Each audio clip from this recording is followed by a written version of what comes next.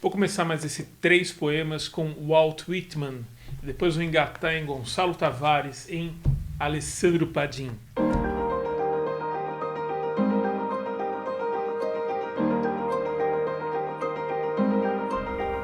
Portanto, começando com Folhas de Relva de Walt Whitman. Primeira edição, 1855. A tradução dessa edição aqui da Iluminuras, que é uma edição bilíngue, foi a partir dessa primeira edição de 55, tradução feita pelo Rodrigo Garcia Lopes. Brooklyn, Nova York, 1855. Que barato, hein? Será que a gente podia adotar isso nos nossos livros no Brasil? Colocar o bairro de onde o livro veio? Folhas de Relva, Canção de Mim Mesmo. Ele é feito... É um poema... São poemas longos, né? Ou é um poemão. Como é que eu posso encarar? Ele tem partes. É um poemão com partes.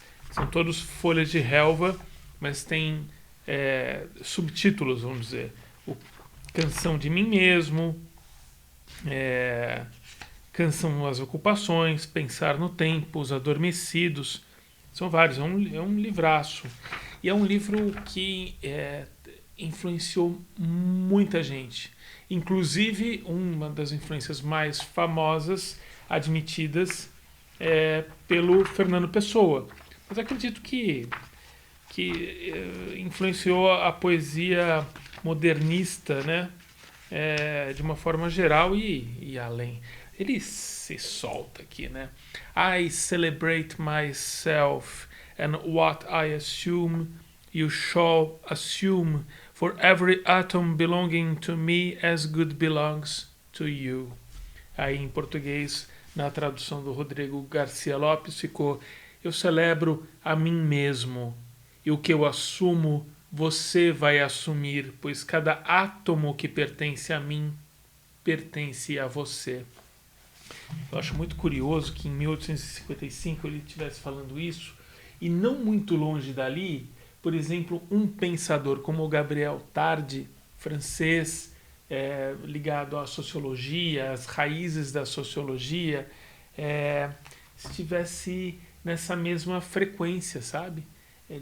Do todo que é composto o universo. Assim, a gente não é diferente nem melhor do que as coisas, do que os outros bichos, enfim, os elementos que nos compõem a tudo. E isso dá uma outra dimensão, outro entendimento, né, da gente no mundo. Infelizmente esse entendimento não ficou. O que ficou foi assim, mais presente no século XX, foi um pensamento que a gente tem que colocar os pés nas costas da natureza e extrair as coisas do planeta para o nosso uso, como o planeta como uma fonte de recursos, né? As coisas no mundo para serem usadas por nós humanos. E o que isso levou? Isso levou a essa beira de abismo que a gente está vislumbrando agora, né? Os mais inteligentes há muito mais tempo vislumbrando isso. Esse caminhar para uma queda fatal. E como sociedade ainda não acordamos, sinceramente, a gente tem que... As pessoas mais conscientes e que acreditam nisso, né? Como eu acho que eu estou entre elas. A gente tem que ir tentando até o fim. Mas é difícil ver que isso vai ter uma solução. Enfim, mais de um século, bem mais de um século atrás, Walt Whitman estava tentando ser bem integrado, né, ao mundo em redor.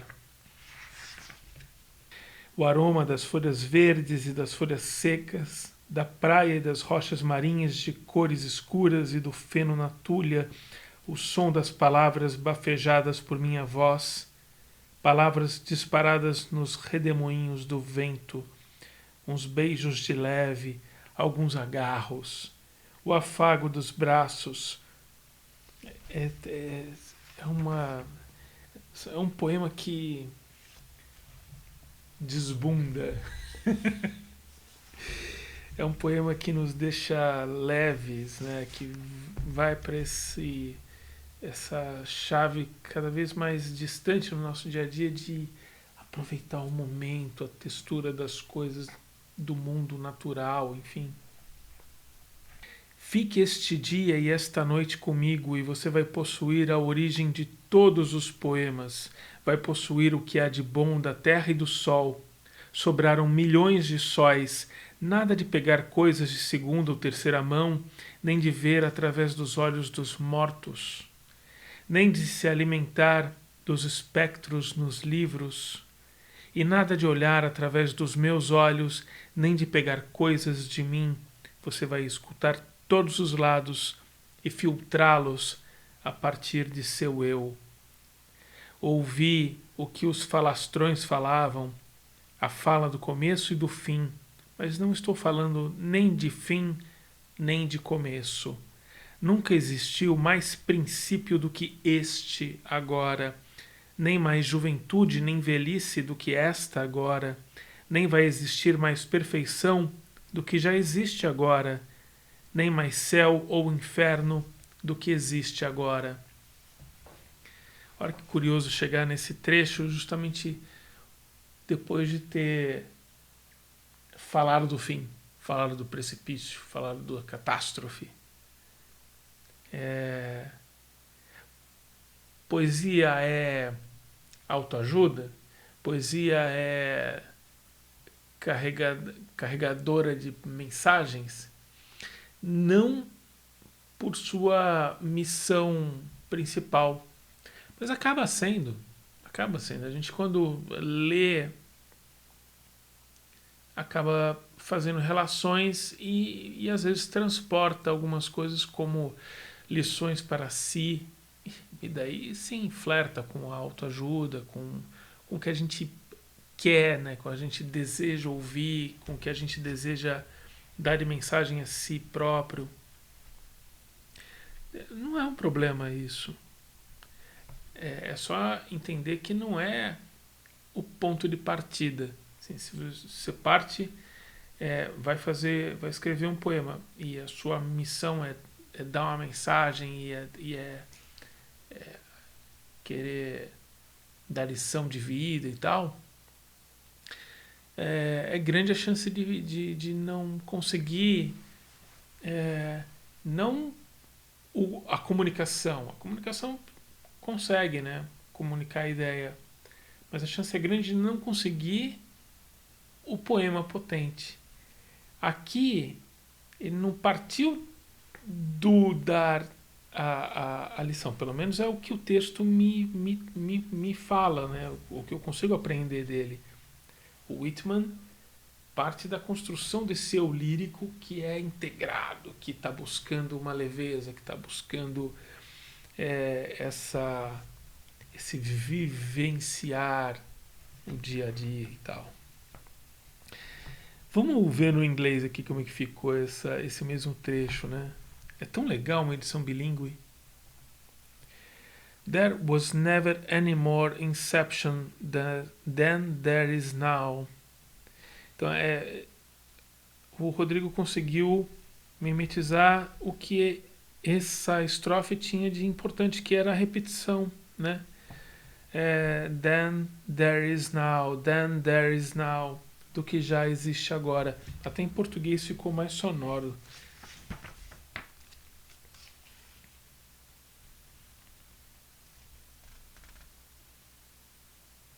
Aí tem coisas, olha só, poema de 1855, vê se a gente não se enxerga nele em pleno 2020, né? Além do empurra e do trânsito, está o que eu sou. Quem se levanta feliz, complacente, compassivo, preguiçoso, unitário, que olha para baixo, fica ereto ou apoia o braço num indefinível, impalpável descanso, que olha com a cabeça, pensa para o lado, curiosa para saber o que vem por aí, dentro e fora do jogo, ao mesmo tempo, e observando e admirado com isso. Acredito em você, minha alma, o outro que sou, não tem que se rebaixar para você, e nem você tem que se rebaixar para o outro. Eu sou 300. Eu lembrei do Mário de Andrade agora. Eu sou 300.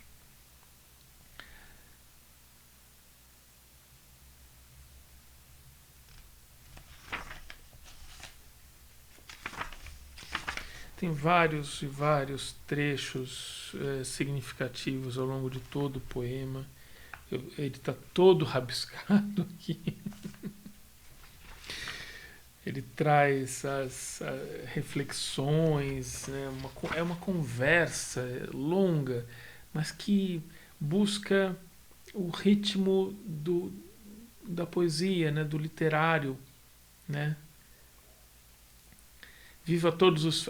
eu adoro esse trecho aqui, é uma epígrafe maravilhosa. Viva todos os fracassados que tiveram seus navios de guerra naufragados, todos os que afundaram no mar.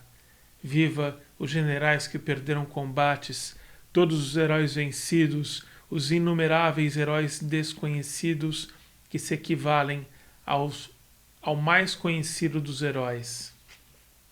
Tem um errinho de digitação aqui que passou. Nossa, a revisão de um livro como esse deve ser um baita desafio. Existo como sou, isso me basta. Se ninguém mais no mundo está ciente, fico contente. E se cada um e todos estão cientes, fico contente. Não vou nem arriscar, tentar dizer assim, qual é a linha filosófica que partiu Whitman. Deve ter gente que fala sobre isso, então não é a questão. Só estou tentando dividir um pouquinho aqui do encanto que eu tenho por esse poema.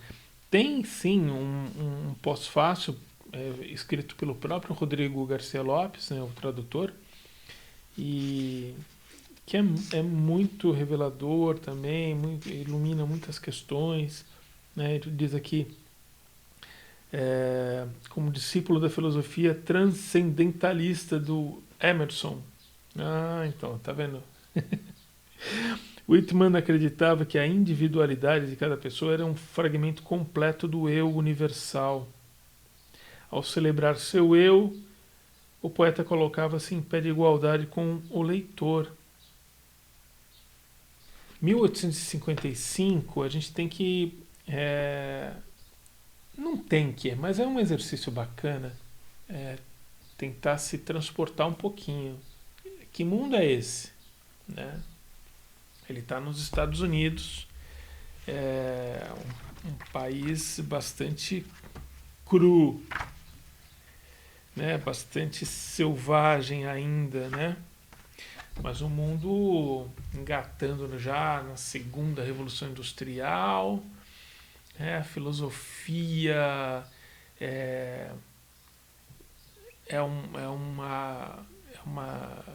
tem uma importância grande, né? A gente ainda não tem aí Freud e Jung.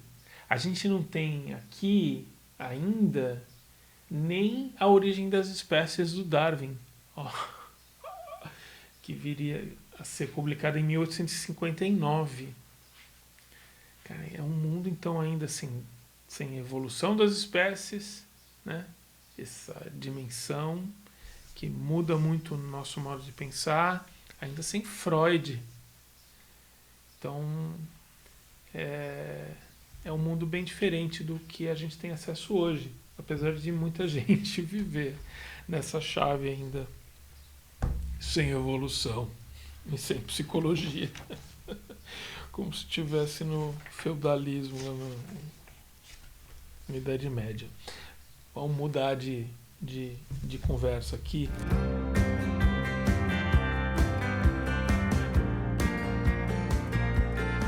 Vamos entrar no José Alessandro Padim Ferreira, meu amigo Alessandro Padim. Meu amigo Alessandro Padim. Ele que sempre foi poeta, mas não publicou, né, a não ser agora. Aí, mais ou menos minha idade, o Alessandro deve ter entre 48 e 50 anos, que nem eu. Nós somos colegas, amigos de faculdade. E ele, enfim, esse ano lançou Tomorrow is a Long Time, que é um verso de uma canção do Bob Dylan, que faz parte de um dos poemas. E eu vou ler o poema que ele fez para o Marcão, nosso amigo, que nos deixou um pouco mais cedo do que o programado. Ele fez um lindo poema aqui, um poema realmente potente. Vou dizer que você foi viajar. O problema não está nas manhãs barulhentas dos caminhões e batistacas. O problema não está nas noites do silêncio e do gato vendo fantasmas. O problema é que entre sombra e luz sou dimensão vazia de mim mesmo, pois o que resta é o verbo quase dito, engolido em seco pela súbita ausência. Na dúvida, se um passarinho me perguntar, vou dizer que você foi viajar e que na estação, entre plantas que me ouvem, vou cantar para os trens que nunca retornam.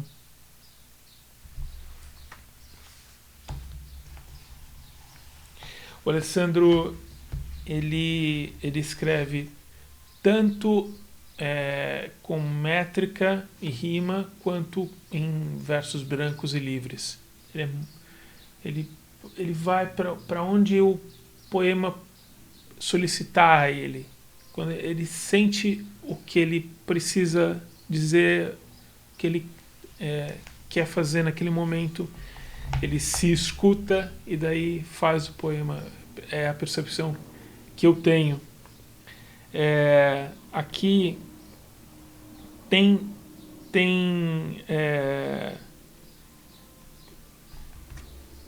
uma comunhão total de estudo, né? E ele traz uma coisa, esse poema, que eu lembro do Bandeira. O Bandeira, sobre rima, ele diz que não importa rima rica ou pobre, né? Mas que a rima, ela precisa ter esse som da surpresa. Eu acho que aqui, por exemplo, Batistacas e Fantasmas, por exemplo, é uma rima surpreendente, né? O perguntar e viajar quase que não parece rima, assim, porque as palavras estão colocadas pela necessidade de serem ditas, de estarem aqui, não pela necessidade de rimar. Então, e é o que faz a diferença, né, num poema, e é difícil fazer isso, e ele faz com muita sabedoria, com uma intuição fortíssima, sei lá como é que eu vou dizer. O problema não está, o problema é que.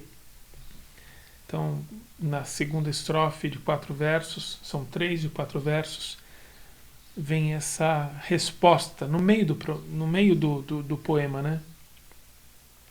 O problema é que entre sombra e luz, sou dimensão vazia de mim mesmo, pois o que resta é o verbo quase dito. O verbo quase dito, olha como está condensada em uma sensação forte, funda. O que resta é o verbo quase dito, engolido em seco pela súbita ausência. E essa, na dúvida, Se um passarinho me perguntar, vou dizer que você foi viajar. Né, esse eu lírico está dizendo não só ao passarinho, mas para si próprio. E traz essa dureza de uma partida. E porque eu sei que é uma partida, porque o poema está dedicado ao Marcos, e o Marcos, né, morreu em 2021. E o que foi muito duro para nós. É muito duro para nós, amigos dele.